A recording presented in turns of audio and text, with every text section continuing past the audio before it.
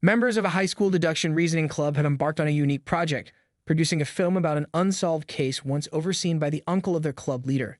Zeichi, our protagonist, is a vital part of this endeavor. Beyond his enthusiasm for deduction, his interest in the club is deeply personal, fueled by his relationship with King Jai, another club member.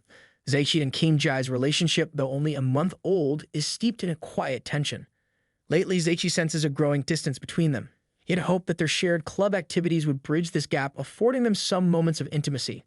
Their film revolves around the mystery of an author named Jilu, who, in an enigmatic twist, managed to dispatch a letter to his assassin 2 days posthumously. In the film, Zeichi plays the role of a detective, while King Jai portrays his professional ally. Once a shooting session wrapped up, a hopeful Zeichi asked King Jai on a date, to which she acquiesced. However, unbeknownst to them, a surveillance camera was closely monitoring their interactions. When Zeichi mentioned Jilu, the camera's monitoring system flagged it, leading the observers to mark them by identification numbers and intensify their surveillance. During a review of the film footage, Zeichi noted with confusion that King Jai was conspicuously absent. When he inquired about her absence, his peers' baffling response was a unified, "Who is King Jai?" This collective amnesia sent a chill down Zeichi's spine. To further the mystery, upon reaching home, King Jai discovers a letter purportedly from Jilu. Dismissing it as a hoax, a concerned Zeichi set out to find her. His search led him to her dorm caretaker, roommate, and even a teacher. Yet each query met the same chilling response. "Who is King Jai?" Zeichi's mounting distress was suddenly interrupted by an urgent call from King Jai on his friend's phone, pleading for help. When he attempted to return the call, the number had vanished. With the cryptic letter from Jilu as their sole lead, which contained an intriguing set of numbers, a distinctive letter, and a card, Zeichi and his friends scoured the city for clues. Realizing the weight of the information, they secured photographs of these items. After intense deliberation, Zeichi deciphered the message, highlighting the number 7 as their next lead. However, just as clarity emerged, the city plunged into a blackout, adding another layer of enigma to their quest. Every clue presented to Zeichi consistently pointed him in a singular direction. Alongside Mencken, they followed the significance of the number 7, which led them to a seemingly ordinary cafe.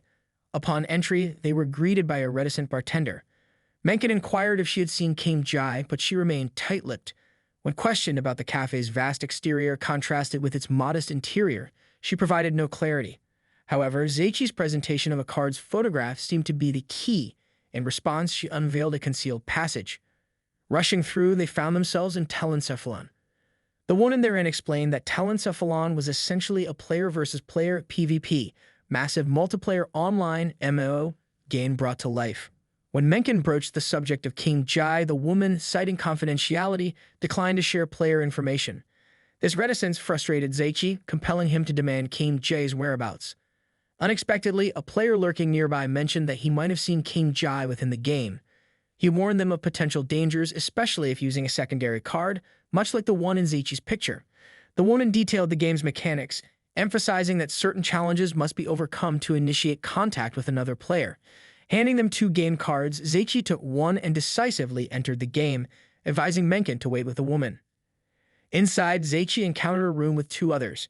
They were briefed on time-bound objectives. As Zeichi progressed, he noted that challenges seemed tailored to each participant's unique strengths. As the final stage loomed, they were informed that only one could advance. If no consensus was reached, termination awaited all. The tension peaked as one of their teammates brandished a gun, claiming the game's design pitted them against one another. However, with quick thinking, Zeichi and his other teammate foiled the armed individual, pushing him into the next stage. Yet, when they successfully unlocked the subsequent stage, the ground beneath them ominously cracked. Upon awakening, they found themselves bound and positioned beneath a looming guillotine. The executioner, in a macabre twist, granted them a mere 2 minutes to discern each other's assigned numbers without any direct clues. Ingeniously, by exclaiming their ignorance twice, they deduced the correct answers and secured 9 points each for this ordeal. Shortly thereafter, Zeichi was roused by King Jai in a serene park. Disoriented, he was certain he had just been in the Telencephalon. As the realization dawned that today was their scheduled date, he hurried to a ticket booth for movie tickets. Upon payment, instead of a credit card, he inadvertently produced his Telencephalon game card. Astonishingly, his account now reflected a balance exceeding $900,000. Overwhelmed, he went on a spending spree, purchasing lavish gifts for King Jai. However, the euphoria was short-lived. Stricken with guilt, he refocused on the Telencephalon and the fact that he had left Mencken behind. To his surprise, Mencken materialized behind him, jovially asking if Zaichi missed him. When queried about the game hall, Mencken recalled only an evening of drinking before heading home, leading Zaichi to question his sanity. The sky darkened ominously, and in another disorienting shift, Zaichi found himself back inside the game, encircled by fellow players. Each player was assigned a covered objective, with the overarching goal of locating the game's exit within a stipulated time frame. Preferring solitude, Zaichi set off alone, only to be shadowed by number 3. She claimed to be a novice, but Zaichi suspected this innocence was a strategic facade. Their exploration was punctuated by the appearance of a spectral figure, which momentarily vanished, leaving number 3 visibly shaken and seeking solace in Zaichi's presence. However, Zaichi, distrusting her motives, confronted her, leading to her confession. She had targeted him within the game's parameters. Before they could further unravel this development, the ghostly apparition resurfaced. Compelled by curiosity, Zaichi and number 3 pursue the spectral figure, finding themselves ensnared within a chilling freezer. As the temperature plummets, number 3 seeks warmth by attempting to embrace Zaichi. However, the ghostly entity materializes, gesturing towards a set of clues.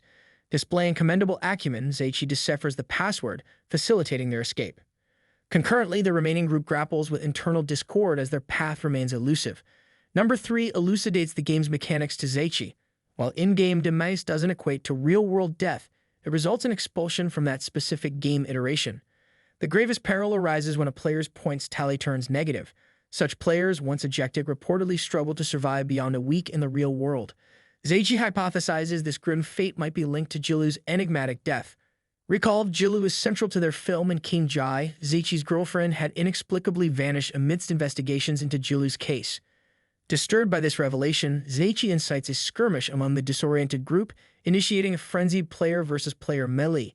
The battle unfolds chaotically, with one player demonstrating an uncanny strategy of both aiding and eliminating opponents. Zaichi, alongside another ally named Chun Zhu, hastily retreats, only to be pursued by a menacing wall adorned with spikes. To evade this imminent threat, they're compelled to embark on an agility challenge reminiscent of American Ninja Warrior meets Hole in the Wall. In a dramatic twist, Chun Zhu rescues Zaichi from a near-fatal fall, advancing them to the subsequent chamber. However, safety is short-lived. They're ambushed by an aggressive player, Baldi. While Zaichi defends Chun Zhu, he sustains multiple blows, culminating in a powerful kick that floors him. Just as Baldi is poised to vanquish Chun Zhu, a familiar figure from their prior group intervenes, reminiscent of a strategic maneuver by the character Hisoka. This new ally, Bobian, issues a warning. Harm to Zaichi would incur his wrath. Similarly, Zaichi and number 3 vocalize their protective stances, creating a tension-laden standoff. Outnumbered, Baldi concedes but unexpectedly summons a formidable entity named Ifrit. In a dramatic turn of events, Baldi faces an incendiary defeat. Upon reaching a statue, Zaichi, Chun Zhu, and their newfound ally position their hands on it, revealing an exit. The spectral entity, having observed their journey, expresses gratitude, highlighting the profound lesson on the importance of trust she has gleaned from them. Just as Zaichi and Chun Zhu approach the exit, Bobian launches a surprise attack, marking Chun Zhu with a tag on her neck. Enraged, Zaichi vows to avenge this act, ominously warning Bobian of their next encounter. Back in the tangible world, Zaichi reunites with King Jai.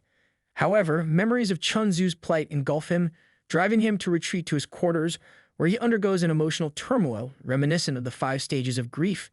An unexpected knock interrupts his reverie, leading to his abrupt abduction. Regaining consciousness, he finds himself in a lavish villa, owned by none other than Chunza, a presumed deceased team member. The revelation that she's alive perplexes him. Zaichi confides his reasons for participating in the Talents of Falan game, especially his quest to find King Jai. In turn, Chunza elucidates the intricate point system of the game, emphasizing its capacity to exchange points for any conceivable commodity on Earth. Astonishingly, she reveals that even time can be purchased. Embracing this newfound knowledge, Zaichi opts to invest in quality time with Chunza, also securing a bodyguard and a vehicle for subsequent ventures. Unfortunately, shortly after embarking on their journey, they are ambushed. The fierce confrontation culminates in a vehicular explosion, resulting in a loss equating to 3 million. Zaichi regains consciousness in a medical facility, informed that the assailants, mercenaries associated with the Talents Falan, had targeted him. A representative emphasizes that security can't intervene directly, but suggests a potential solution: ascend the game's rankings to identify the perpetrators. The individual also introduces a new bodyguard to Zaichi. Curious about the fate of his prior protector, Zaichi is taken to a chamber where I-7, the former bodyguard endures punishment for alleged incompetence. Despite regulations preventing Zeichi from reinstating I-7, he discerns a subtle Morse code communication from her. Responding, he demands specifications that would allow him to collaborate with I-7 once again. For the ensuing days, I-7 vigilantly assumes the role of Zeichi's protector. As Zeichi recuperated, an ominous call from a previously encountered mercenary disrupted the tranquility.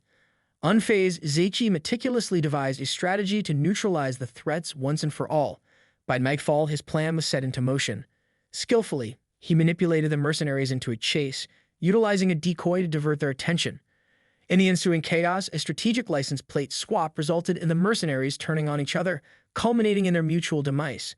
The last adversary met a peculiar end. The day for Zeichi's game dawned.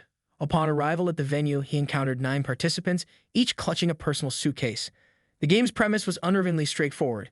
A concealed assassin among them sought to eliminate them, yet without concrete evidence, accusations were forbidden. Personal disclosures, too, were strictly off-limits. The stakes intensified as 2 participants faced premature elimination. Amidst heightened tensions, discussions centered on resource allocation and vigilant watch shifts. Yet, as dawn broke, they discovered another casualty, only clue being a solitary needle embedded in the victim's neck. Opting for caution, the group relocated. In a momentary lapse, a distressed member sought refuge in the latrine, only to be found dead shortly after.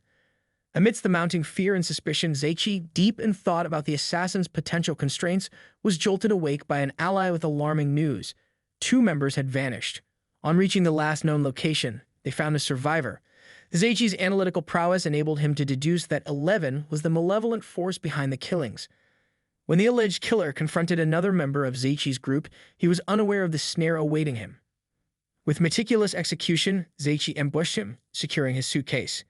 Even though the killer warned of the consequences of opening the suitcase, his surrender was imminent. Before departing, he provided a cryptic insight about the telencephalon world's dualistic nature, suggesting that one might be illusory. Intrigued by this revelation, Zeichi confided in an ally expressing a desire to return to his original world. Despite the risks, he chose to forego the game, leaving his comrades to navigate the uncertain future. Thank you for following this thrilling anime narrative. Please like and support the video for more captivating content.